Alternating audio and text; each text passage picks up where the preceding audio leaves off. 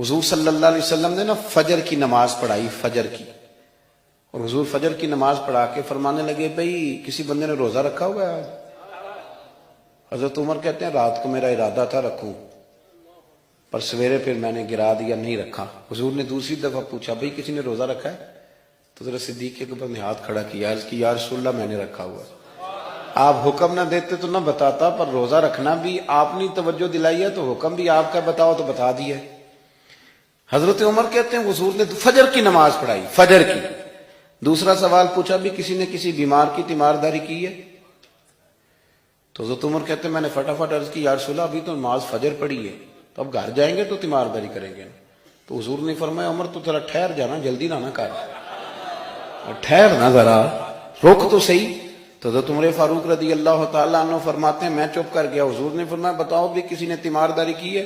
تو صدیق اکبر نے ہاتھ کھڑا کیا، عرض کی یا رسول اللہ عبد الرحمن بن عوف رضی اللہ تعالیٰ عنہ 2-3 دن سے نماز پڑھنے نہیں آ رہے تھے، رات میں نے پتہ کرایا تو پتہ چلا بیمار ہیں، اور حضور مجھے یہ بھی پتہ ہے وہ میرا یار ہے، مجھے پتہ ہے رات کو جلدی سوچا ہے پر تہجد میں ضرور اٹھتا ہے، تو حضور میں بھی ذرا فجر کا وقت جلدی اٹھا ہوں تو فجر میں آنے سے پہلے عبد الرحمن ابن عوف کی تیمارداری کر کے آیا ہوں۔ حضرت عمر کہتے ہیں میں نہ ہلکا ہلکا ڈھیلا پڑ گیا۔ حضور نے تیسرا سوال پوچھا، فرمایا کسی نے کسی مسکین کو کھانا کھلایا؟ کھانا کھلایا ہے کسی مسکین کو؟ حضرت سیدنا عمر فاروق کہتے ہیں میں نے پھر عرض کی، میں نے کہا یا رسول اللہ ابھی تو فجر پڑی ہے، گھر جائیں گے کوئی چیز لیں گے تو کھانا کھلائیں گے۔ تو حضور پھر مسکرائے، فرمایا عمر تو ذرا ٹھہر نہیں جاتا، ذرا ٹھہرنا، ذرا نظارہ تو کرنا، گویا یہ شان صدیق اکبر کا جلسہ ہو رہا، ٹھہرنا۔ حضور نے پھر پوچھا بھی کسی نے کسی مسکین کو کھانا کھلایا ہے؟ تو حضرت عمر کہتے ہیں لوگ سارے دائیں بائیں دیکھ رہے تھے اور میں چپ کے ابو بکر کو دیکھ رہا تھا، کہ مجھے پتا تھا کہ بولنا اسی نہیں ہے، اور دل میرا کر رہا تھا کہ کہہ دوں دیو جناب جواب، دل میرا کر رہا تھا۔ وہ سمجھ گئے تھے کہ سونا راضی کن کاموں میں ہو، بس یہ نقطہ انہوں نے پا لیا تھا۔ حضور نے فرمایا بتاؤ کسی مسکین کو روٹی کھلائی ہے؟ تو جناب سیدنا صدیق اکبر نے ہاتھ کھڑا کیا، عرض کی یا رسول اللہ سویرے اٹھا ہوں تو چھوٹا بیٹا بھی اٹھ گیا تھا، اور میرے وضو کرتے سنت پڑھتے ماں سے کہنے لگا بھوک لگ رہی ہے، تو ماں نے 2 روٹیاں بھی پکا دی، تو حضور ایک اس نے کھائی دوسری اس کے ہاتھ میں تھی۔ جب ہم نکلے ہیں نا گھر سے تو دروازے پہ ایک فقیر کھڑا تھا، مسکین کھڑا تھا، کہہ رہا تھا رات سے بھوکا ہوں، کوئی دروازہ کھلنے کا انتظار کر رہا تھا، ابو بکر سب سے پہلے تیرا ہی کھلا ہے۔ تو حضور میں نا اس مسکین کو ایک روٹی کھلا کے آیا ہوں۔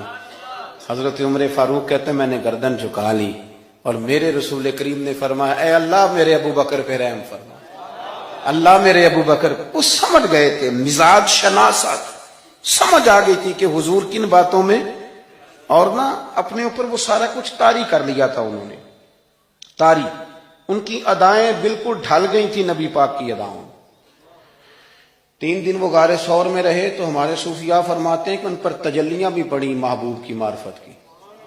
جب مدینے آئے نا نبی کریم کو لے کے، تو کچھ لوگوں نے حضور کی زیارت کی تھی، کچھ نے نہیں کی تھی، تو کچھ آتے تو نبی پاک کی دستبوسی کر کے بیٹھ جاتے، حضرت ابو بکر سے ہاتھ نہ ملاتے، اور کچھ صرف حضرت ابو بکر سے ہاتھ ملاتے اور حضور سے ہاتھ ہی نہ ملاتے۔ میری بات پہ توجہ ہے آپ حضرات کی؟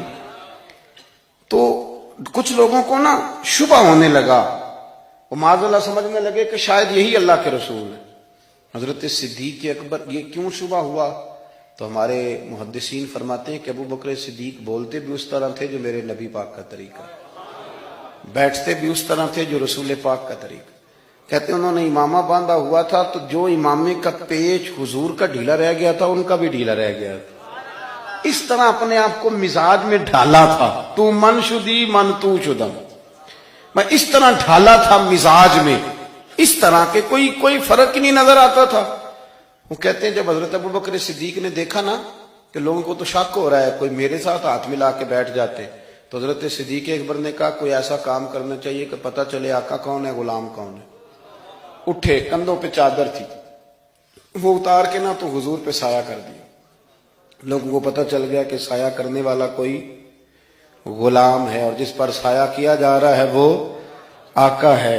کیا خوبصورت نقطہ لکھا ہے مفسرین نے شارحین فرماتے ہیں تھوڑی دیر کے لیے، تھوڑی دیر کے لیے، تھوڑی دیر کے لیے حضرت ابوبکر صدیق نے حضور کے سر انور پر اپنی چادر کا سایہ کیا تھا۔